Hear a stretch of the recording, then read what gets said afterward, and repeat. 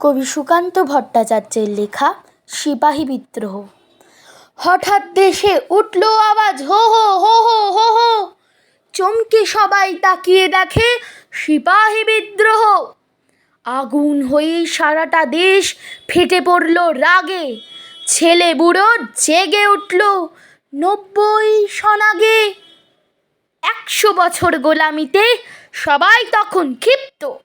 বিদেশিদের রক্ত পেলে তবেই হবে তৃপ্ত। নানা সাহেব, তাতিয়া টোপি, ঝাঁসির রানী লক্ষ্মী, সবার হাতে অস্ত্র, নাচে বনের পশু পক্ষী। কেবল ধনী জমিদার আর আগের রাজার ভক্ত যোগ দিল, তা নয়কো দিল গরিবেরাও রক্ত। সবাই জীবন তুচ্ছ করে মুসলমান ও হিন্দু, সবাই দিতে রাজি তাদের প্রতি রক্তবিন্দু।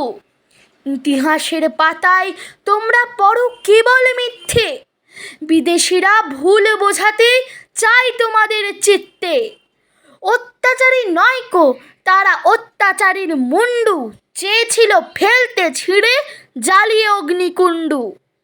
নানা জাতের নানান সেপাই, গরিব এবং মূর্খ, সবাই তারা বুঝেছিল অধীনতার দুঃখ। তাই তো তারা স্বাধীনতার প্রথম লড়াই লড়তে এগিয়েছিল মরণ বরণ করতে। আজকে যখন স্বাধীন হবার শেষ লড়াইয়ের ডঙ্কা উঠেছে বেজে, কোনো দিকেই নেই কোনো শঙ্কা। জব্বলপুরে সিপাহীদেরও উঠছে বেজে বাদ্য, নতুন করে বিদ্রোহ আজ কেউ নয়কো বাধ্য।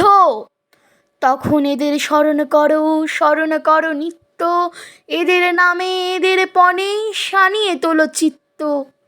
নানা সাহেব, তাতিয়া টোপি, ঝাঁসির রানী লক্ষ্মী, এদের নামে দৃপ্ত কিশোর খুলবে তোমার চোখ কি?